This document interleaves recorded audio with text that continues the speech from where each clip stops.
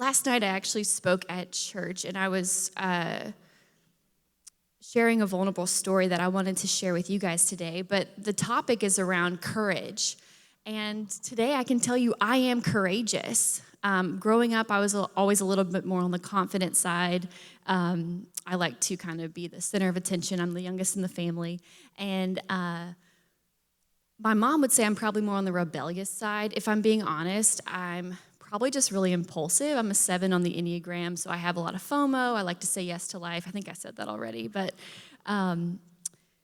there's a big difference between being worldly confident and being godly confident. And for a lot of my life, I was walking in worldly confidence. I was trying to prove myself. I grew up thinking I wasn't smart because I wasn't that smart. And my brothers reminded me of that constantly. And I was always trying to prove that I'm capable and I can do it and I am smart and I am valuable and I can make it, and I moved off to New York, I moved off to London, I started my business, and I'm trying to prove it. I'm trying to prove that I'm not a failure. And that's worldly confidence. It's trying to do things on your own strength. But godly confidence is where we are vulnerable and then we trust God for the outcome, even when it doesn't make sense. It's being obedient, like Pastor JJ said.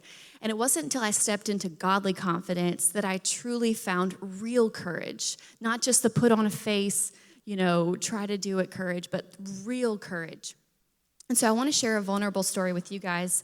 I recently went to my first ever giant expo in Salt Lake City, Utah. It was a Pinterest conference. So if you like all things Pinterest, like painting on a wooden box or trying to make donuts look cute, I don't know, all the Pinterest things. Basically, it was a building like 5 times bigger than this with 400 booths, and it looked like Etsy just exploded on this space. And so they told me, Polly, you've got to come. Your planners are going to crush it. I didn't have any customers in Utah. So I'm like, great, I'll break into a new market. It's going to be great. I'm very optimistic about things. So we ship off tons of inventory. I head over to Salt Lake City. I get in my booth. I decorate it. It's all ready to go. I'm so excited. This booth is going to work out. I know it this time. And 20,000 women came. 20,000 women. And let me tell you, I have never faced so much condensed rejection to my face. I wasn't ready for it. I'd done booths before when I worked at other companies, and there's something different about representing someone else and getting rejection and representing yourself, right? Like that job interview that didn't go well, or those feelings of rejection. We've all been there. And if you're like me, you hate it, right? You hate rejection.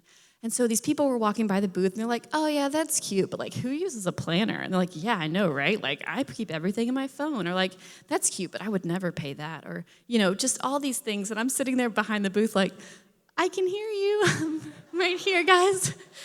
But a lot of people were very kind and very nice. And throughout the event, we probably sold, like, 50 planners.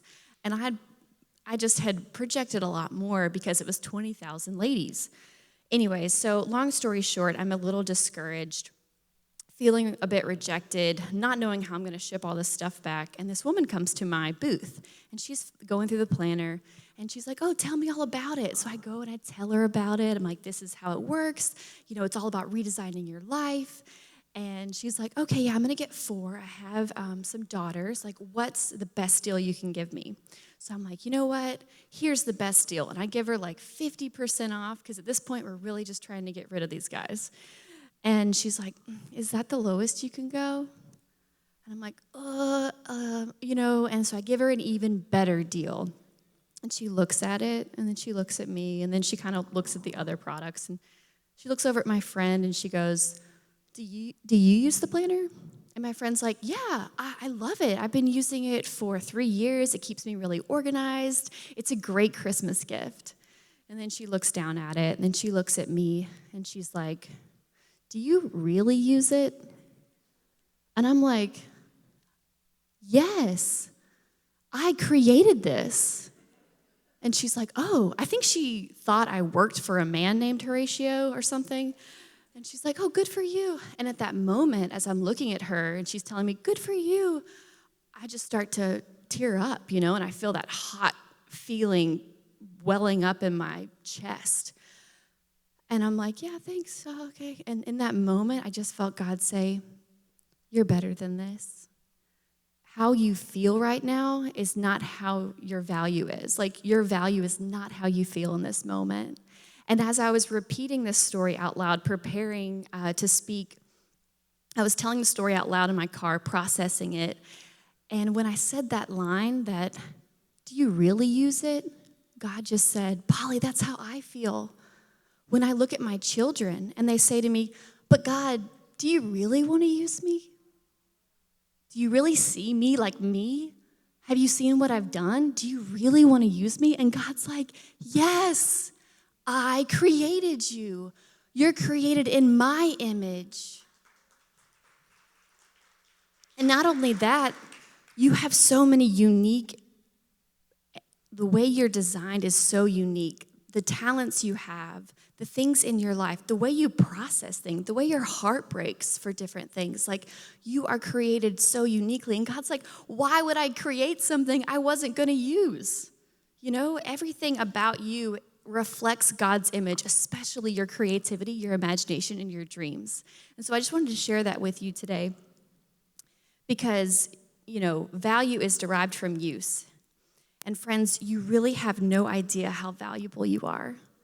Truly, you are so valuable. You are so loved.